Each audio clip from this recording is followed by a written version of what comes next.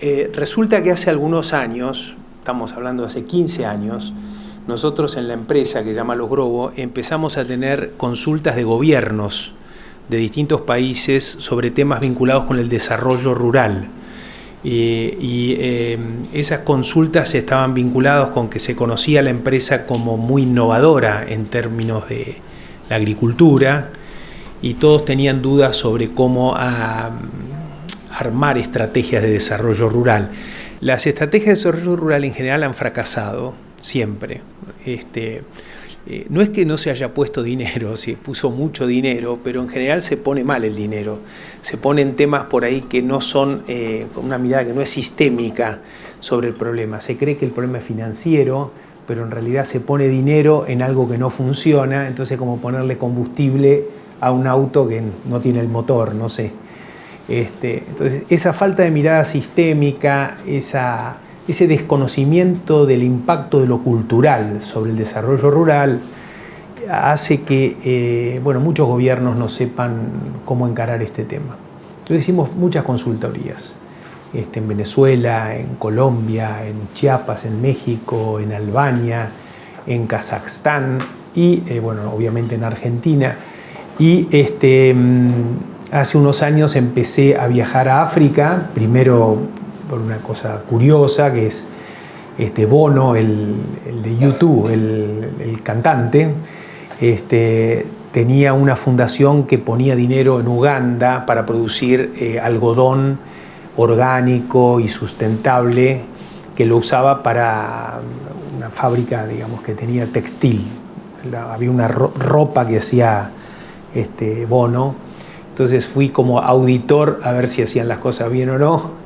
Eso fue en Uganda. Después tuve una participación muy pequeña en Etiopía. Y la más importante de todos los trabajos que hice en África fue para Ghana, que es este trabajo que les quiero contar. Es un trabajo hecho para el gobierno de Ghana y esponsoreado por el African Development Bank. Ellos tienen un banco parecido al BID, como si fuera de África, que se llama African Development Bank. Ellos fueron los sponsors.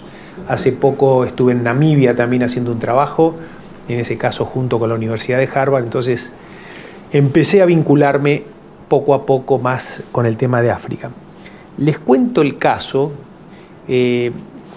porque el caso yo creo que ilustra un poco los diversos temas que pueden ser motivo de interés de ustedes, y después me gustaría que me pregunten y que peloteemos estas ideas.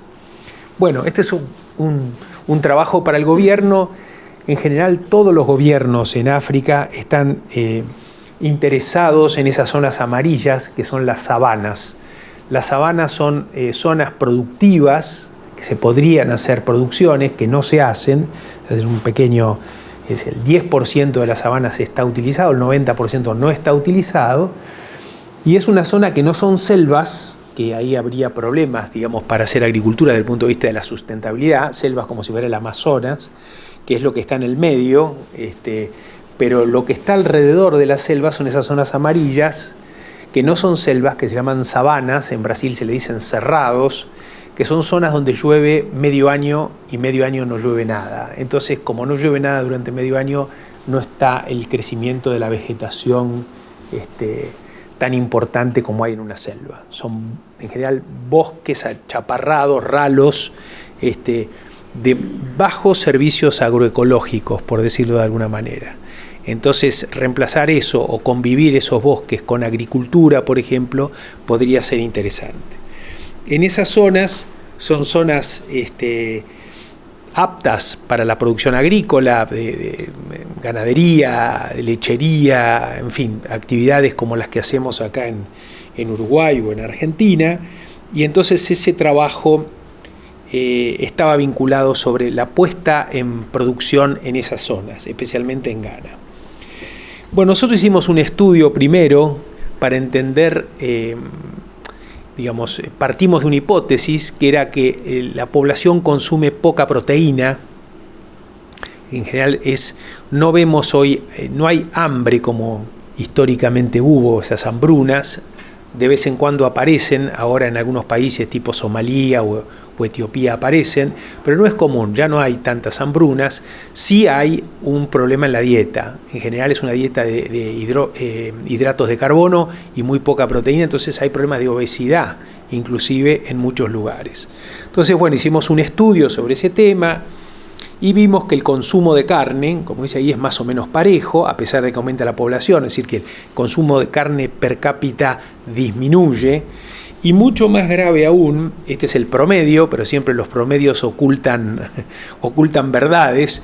Cuando analizamos eso en quintiles, si el 20% de la población de más poder adquisitivo y el 20% de menos poder adquisitivo y los 20% en el medio, nos damos cuenta que salvo el 20% de la población más rica, el resto consume proteínas por debajo del mínimo que recomienda la Organización Mundial de la Salud.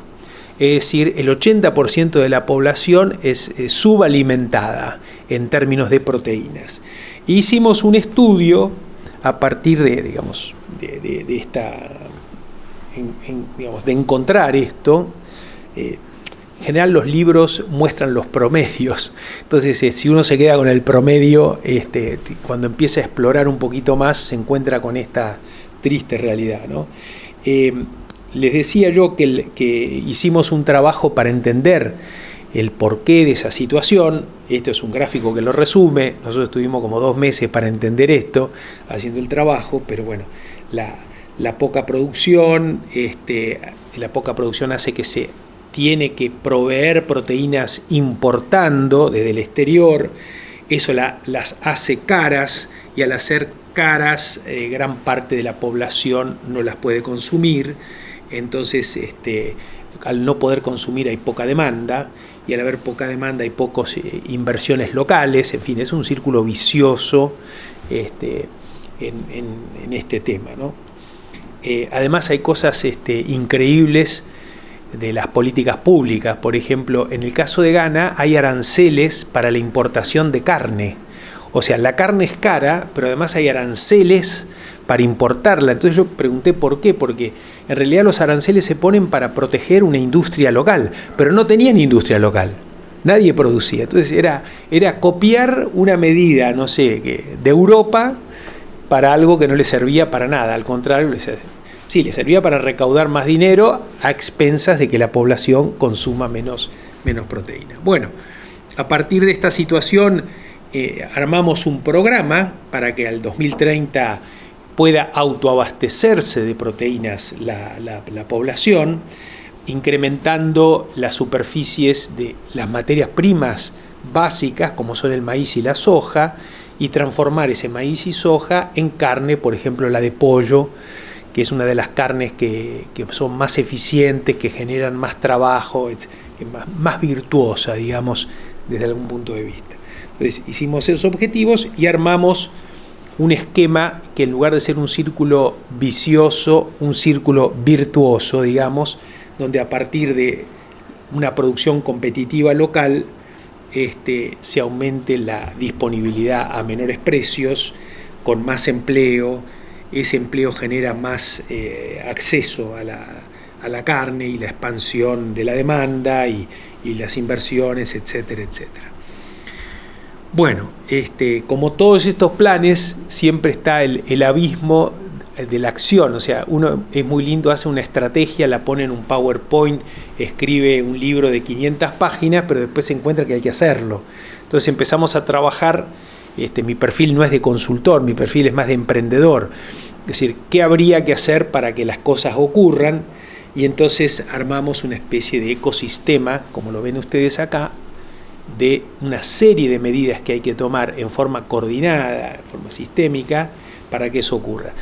Les decía hoy al principio que los proyectos estos fracasan porque, por ejemplo, ponen dinero para financiar algo, pero ponen dinero para financiar algo y ese algo no está resuelto porque hay trabas, porque hay falta de acceso al conocimiento, porque no hay tecnología, etcétera, etcétera. Entonces se pone dinero y es como que lo tirás en una caja seca.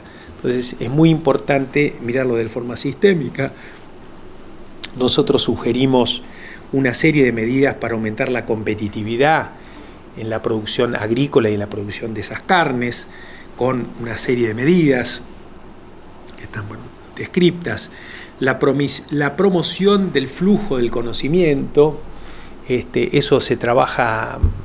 Yo trabajo bastante con un profesor en Harvard que se llama Ricardo Hausman, que trabaja sobre este tema, el flujo del conocimiento, cómo facilitamos que ese conocimiento funcione. ¿Y qué es conocimiento? Que parece un concepto etéreo, digamos, bueno, es tecnología, son maquinarias, son semillas, es genética, es capacidad de gestión, es inteligencia artificial, o sea, es el conocimiento de alguna manera envasado en este tipo de productos o servicios que hacen que las cosas funcionen mejor en forma más competitiva.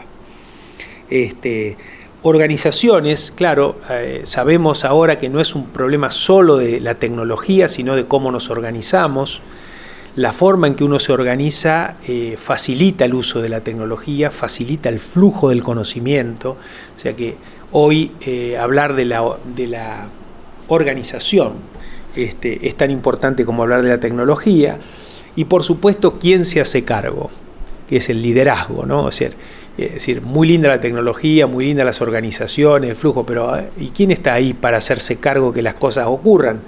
En general, todas estas inversiones que hacen los organismos multilaterales, tipo el BID, el Banco Mundial y demás, se olvidan que hay gente que tiene que hacerlo.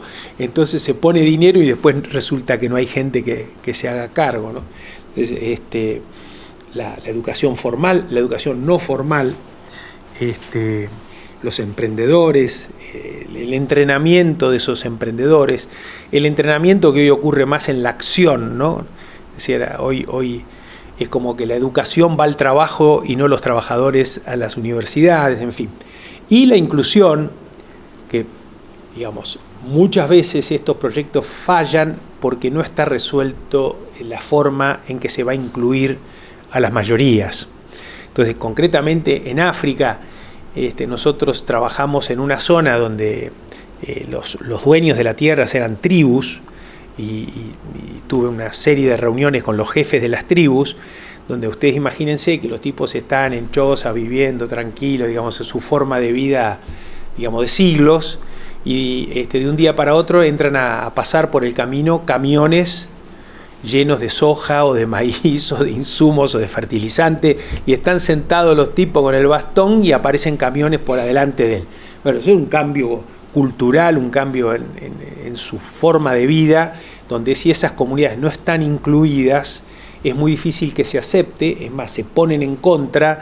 Lo primero que hay es un piquetero de la tribu X que se pone en el camino y no deja pasar más camiones. Entonces, todas estas cuestiones de inclusión son muy importantes. Nosotros descubrimos algunos factores condicionantes, es decir, factores que si no se arreglan antes es difícil poner en camino el carro, ¿no? Por ejemplo, los acuerdos con las comunidades. En África, los dueños de la tierra no son privados con un código civil como conocemos en el derecho romano. Son tribus que tienen acuerdos informales, es decir, de palabra. ¿Hasta dónde llega tu terreno? Hasta allá, y la otra te llega hasta acá.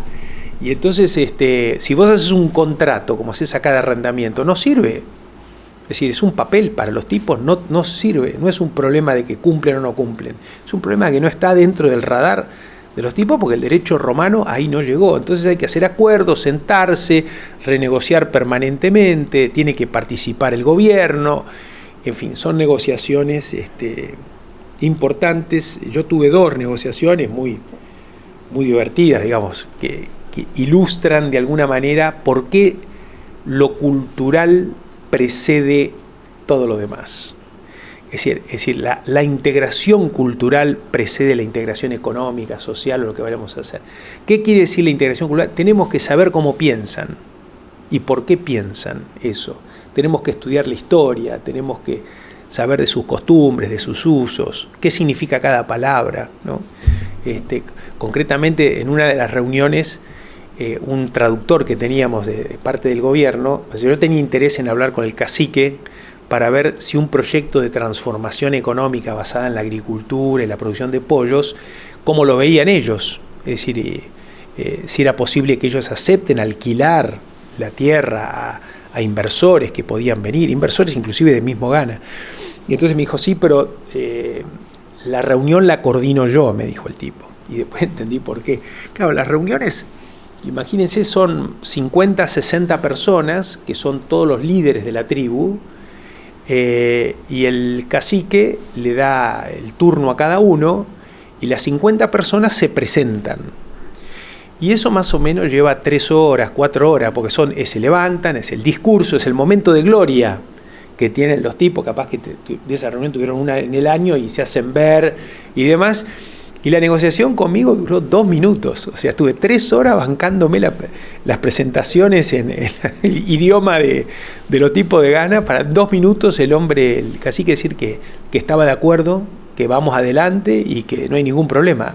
Más o menos eso duró la negociación. Con esto quiero reforzar que cuando uno trabaja en otro lugar, pero también cuando uno trabaja lo cultural es muy importante. Es decir, bueno, obviamente si uno puede aprender el idioma, es decir, lo más importante de la cultura es el idioma, probablemente, ¿no? Obviamente que era difícil aprender el idioma de los alcholis, qué sé yo, pero bueno, si uno va a Brasil a trabajar, y es mejor que hablen portugués, para empezar, y después que entienda por qué Brasil piensa distinto que los países del Río de la Plata, como podemos ser Uruguay y Argentina. Bueno, Uruguay y Argentina, uno piensa que somos iguales, pero no somos exactamente iguales. Somos muy parecidos, pero no somos iguales. Hay cosas que simbolizan algo en Uruguay que en Argentina no, y viceversa. Y a veces eso pone barreras, ¿no? Los uruguayos dicen estos argentinos, porteños, agrandados, vienen a darse de no sé qué y no se dan cuenta que nosotros, bueno, en fin. Y para los argentinos, los uruguayos son todos caídos, ¿viste? No son alegres, son tristes, en suma. Y todo tiene un porqué, desde la historia y de la cultura, así que estoy seguro que Agustín va a hablar de estos temas. Me encantaría estar en sus clases, así que ustedes tienen suerte que lo tienen como profesor. Bueno, los temas de planeamiento territorial, los temas de megatendencias globales en tecnología, por ejemplo, la robotización de la agricultura. Claro, uno dice, la robotización de la agricultura está lejos en África, o no. A lo mejor, gracias a la robotización de la agricultura, se pone en producción tierra en África más rápido, porque los robots no tienen calor y trabajan de día y de noche. Entonces, poner en producción esas tierras con robots, que vean que las comunidades originarias de ahí no son invadidos por extranjeros o por otras comunidades, sino que tienen sus propios robots que laburen, podría ser una cosa. Bueno, mega tendencia no solamente la robotización, sino todos los temas vinculados con la agricultura de precisión, el uso de satélites, en zonas donde vive muy poca gente, ¿no? Poder trabajar con robots guiados por satélites, por GPS, en fin. Las megatendencias. Y obviamente la infraestructura. Hoy es muy difícil trabajar si no hay conectividad a Internet. Podrían no haber otra cosa, pero la conectividad a Internet es clave, ¿no? Todo esto que le dije de la tecnología tiene que ver con eso. Bueno, en fin, no es esto una clase sobre es un caso simplemente que nos ayude a pensar estas cuestiones de cómo acercarnos, ¿no? Bueno, acá están las megatendencias, planeamiento territorial, los acuerdos con las comunidades, en qué consistían esos acuerdos, la competitividad, es decir, uno no puede producir pollo en Ghana si es más caro que que importarlo de Brasil. Entonces uno tiene que estudiar la competitividad, es decir, bueno, ¿me conviene producirlo acá o me conviene importarlo? Y yo dedicarme a otra cosa. Entonces hicimos toda esa serie de estudios. Después, cómo organizarlos desde el punto de vista del governance, ¿no? Y ahí hay zonas que tienen cada una sus ecosistemas, y hay un directorio global de estas cuestiones. Esos directorios no son para aumentar la burocracia, sino para generar una instancia de vínculo con el gobierno coordinada, importante. Y bueno, después lo que hicimos fue una serie de recomendaciones vinculadas con la limpieza de las tierras, los acuerdos con las comunidades, el costo del equipamiento para hacer esa agricultura, la promoción y facilitación de la transferencia tecnológica, desarrollar propias capacidades, desarrollo de proveedores de semillas, las innovaciones organizacionales, cooperativas, farming companies, acá le decimos, si ya tenés un arancel de importación, no se te ocurra sacarlo ahora, que vamos a hacer la producción de pollo local, mantenelo por lo menos 10 años, después sacalo si querés, pero 10 años que nos mantenga, porque se equivocaron al ponerlo y pueden equivocarse al sacarlo, ¿viste? Entonces, las inversiones para transformar granos en carne, los bienes públicos como la educación, la seguridad, en fin, la salud, la infraestructura, facilitar el flujo de capitales a través de mecanismos que permitan que inversores vengan a invertir en esos proyectos, la inclusión y al final un Estado moderno, un Estado de este tiempo, llamamos, un Estado facilitador, no un Estado que complique, ¿no? Y que de alguna manera ayude a estas cuestiones. Bueno, con esta presentación rápida intenté contarles un poco lo que descubrimos nosotros en África. Yo creo que África es una oportunidad enorme, digamos. Si hasta ahora vimos el boom de China o de algunos países del Asia-Pacífico, lo que viene en las próximas décadas es África. Y África la tenemos enfrente.